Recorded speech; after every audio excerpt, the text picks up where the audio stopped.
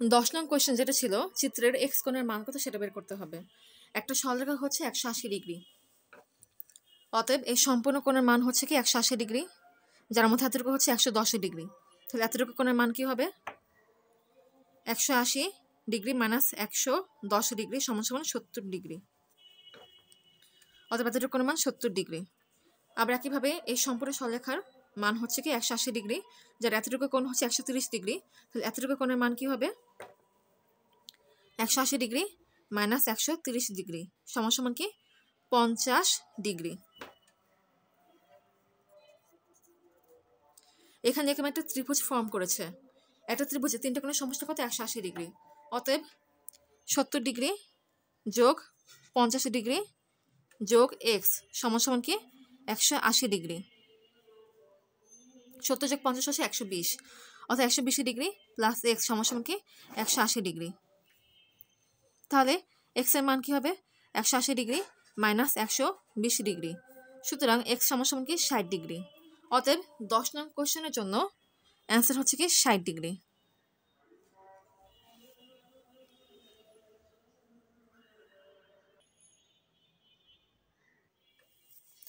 11 নম্বর প্রশ্ন বলেছে, মিহাদ নামের একজন বিখ্যাত সায়েন্টিস্ট তার ল্যাবে টম ও জেরির অনেকগুলো ক্লোন তৈরি করে। একদিন ল্যাবে ভুলবশত সবগুলো টম ও জেরি ছাড়া পেয়ে যায়। তখন মিহাদ দেখলো 3টি টম 6 মিনিটে 9টি জেরি ধরতে পারে। এটা হচ্ছে আমাদের ক্লু। 3টি টম 6 মিনিটে 9টি জেরি ধরতে পারে। তাহলে 6টি টম 9 মিনিটে কয়টি জেরি ধরবে সেটা বের করতে হবে। এখানে কোশ্চেন বলেছে টম, মিনিট ও জেরি। এখানে কোশ্চেনে বলেছে কি 3টি টম 6 মিনিটে 9টি জেরি ধরে। এখানে যেহেতু বলছে 3টি টম 6 মিনিটে 9টি জেরি ধরে,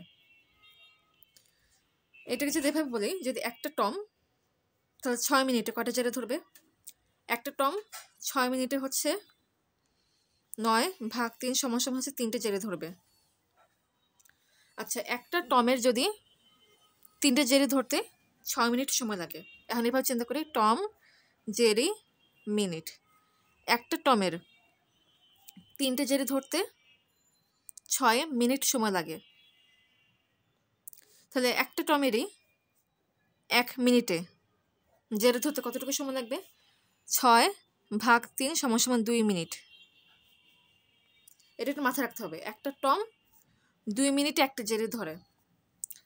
একটা টম 2 মিনিটে একটা জেরি ধরে।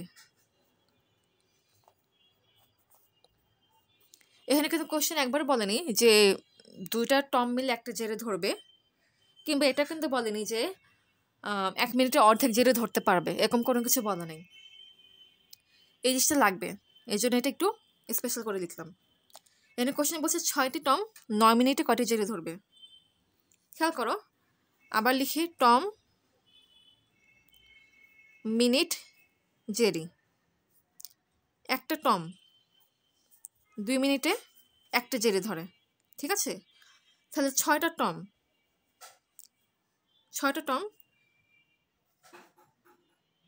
আচ্ছা, আমি 6টা এখন লিখছি না, 6টা আমি পরে চিন্তা করছি। তাহলে একটা টম 8 মিনিটে কয়টা জেরি ধরবে? যদি একটা টমে একটা জেরি ধরতে 2 মিনিট সময় লাগে, তাহলে একটা টমের 8 মিনিটে কয়টা জেরি ধরতে পারবে? 8/2, অর্থাৎ 4টে জেরি ধরতে পারবে। আবারও বলছি, একটা টম হচ্ছে 2 মিনিটে একটা জেরি ধরে, তাহলে একটা টম 8 মিনিটে কয়টা জেরি ধরবে? 4 দুগুণে 8, অর্থাৎ 4টে জেরি ধরবে।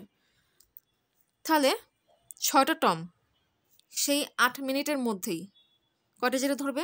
6 গুণ 4 সমান সমান 24টে জেরি ধরবে। এখানে 9 কেন নিলাম না? কারণ 9 কিন্তু সংখ্যাটা 2 দিয়ে নিঃশেষে বিভাজ্য না। এখন আরও 1 মিনিট বাকি আছে, এখন টম কিন্তু 1 মিনিটে জেরে ধরতে পারে না।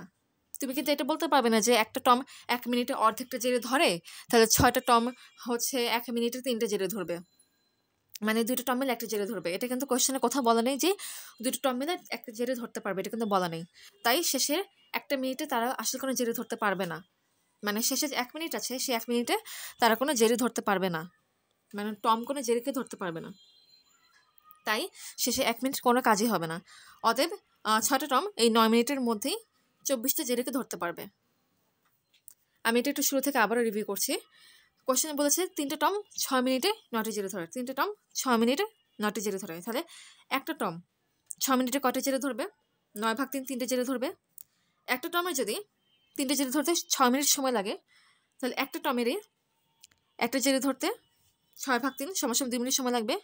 আবার বলছে একটা টম 3টে জেরি ধরতে 6 মিনিট সময় লাগে, তাহলে একটা টমের একটা জেরি ধরতে 6/3 = 2 মিনিট সময় লাগবে। অতএব একটা টম এর একটা জেরে ধরতে 2 মিনিট সময় লাগে। একটা টম 2 মিনিট একটা জেরে ধরবে। আচ্ছা, একটা টম যদি 2 মিনিটে একটা জেরে ধরে, তাহলে একটা টম 8 মিনিটে 4টে জেরে ধরবে, কারণ 4 দুগুণে 8। খেয়াল করো, সেই 8 মিনিটের মধ্যে কিন্তু আবার 6টা টম কাজ করবে। তাহলে 6টা টম সেই 8 মিনিটের মধ্যেই 24টা জেরে ধরবে। এখানে কিন্তু আরও 1 মিনিট বাকি আছে, কিন্তু একটা টমের তো একটা জেরে ধরতে 2 মিনিট সময় লাগে। তার মানে এখানে যে শেষের 1 মিনিট আছে সেই 1 মিনিটে আসলে কেউ কোনো জেরে ধরতে পারবে না। কারণ যদি এটা বলি যে একটা টম হচ্ছে 1 মিনিটে অর্ধেকটা জেরে ধরবে, এখানে কিন্তু কোশ্চেনে বলা নেই যে অর্ধেকটা জেরে ধরতে পারবে, কিংবা এটা বলা নেই যে এই দুটা টম মিলে একটা জেরে ধরতে পারবে, সেটা কিন্তু বলা নেই। দ্যাটস ওয়াই শেষে 1 মিনিট আসলে কাউন্ট হবে না। তাই মানে সব মিলে বলা যায় যে 6টা টম 9 মিনিটে 24টা জেরে ধরতে পারবে। তাই 11 নং কোশ্চেনের জন্য অ্যান্সার হচ্ছে কি 24। এটা একটু ট্রিকি ছিল।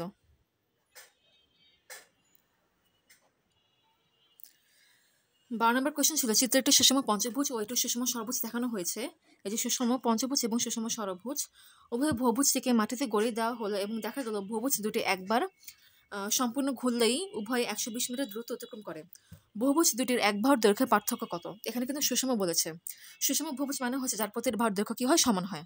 এখানে বলছে সম্পূর্ণ ঘোরালেই 120 মিটার দূরত্ব অতিক্রম করে। একটা বহুভুজ সম্পূর্ণ ঘোরার মানে হচ্ছে তার যে পরিসীমাটা আছে কিংবা যে পরিধিটা আছে সেই সমান দূরত্ব অতিক্রম করেছে।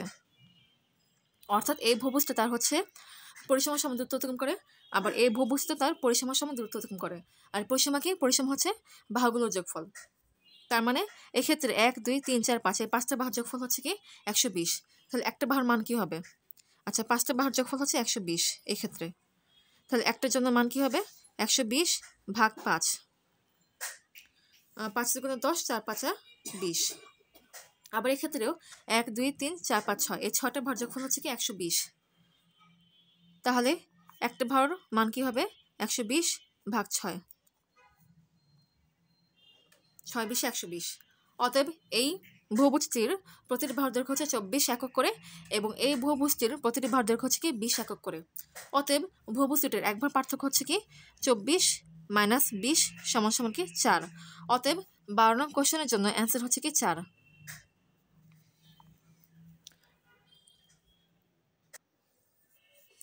4 নম্বর প্রশ্ন বলেছে ছায়াকৃত অংশের ক্ষেত্রফল 3 বর্গ একক হলে সামান্তরিকের ক্ষেত্রফল কত? এখানে এইচ হচ্ছে কি এই বাহুটার মধ্যবিন্দু। যেহেতু এইচ হচ্ছে এই বাহুটার মধ্যবিন্দু, তার মানে এই ত্রিভুজ এবং এই ত্রিভুজের ক্ষেত্রফল কিন্তু সমান হবে। তাহলে এই সম্পূর্ণ ত্রিভুজের ক্ষেত্রফল হবে কি 3 গুণ 2 = 6 বর্গ একক। আবার বলছি, যেহেতু এই বাহুর মধ্যবিন্দু হচ্ছে এইচ, এর জন্য এই ত্রিভুজ এবং এই ত্রিভুজের ক্ষেত্রফল কি সমান। এই ত্রিভুজের ক্ষেত্রফল হচ্ছে 3, তাহলে এই সম্পূর্ণ ত্রিভুজের ক্ষেত্রফল কি হবে? 3 গুণ 2 = 6। সামুদ্রিক কর্ণ দুইটা কি করে? মানে পরস্পরকে 4টা সমান ত্রিভুজ ক্ষেত্রে বিভক্ত করে। এই একটা ত্রিভুজ ক্ষেত্রের ক্ষেত্রফল হচ্ছে কি 6 বর্গ একক। তাহলে এরকম 1 2 3 4 4টা ত্রিভুজ ক্ষেত্রের ক্ষেত্রফল কি হবে? 4 গুণ 6 = কি 24 বর্গ একক। অতএব এক্ষেত্রে এই সম্পূর্ণ সামান্তরিকের ক্ষেত্রফল হচ্ছে কি 24 বর্গ একক। অতএব 13 নং কোশ্চেনের জন্য অ্যান্সার হচ্ছে কি 24।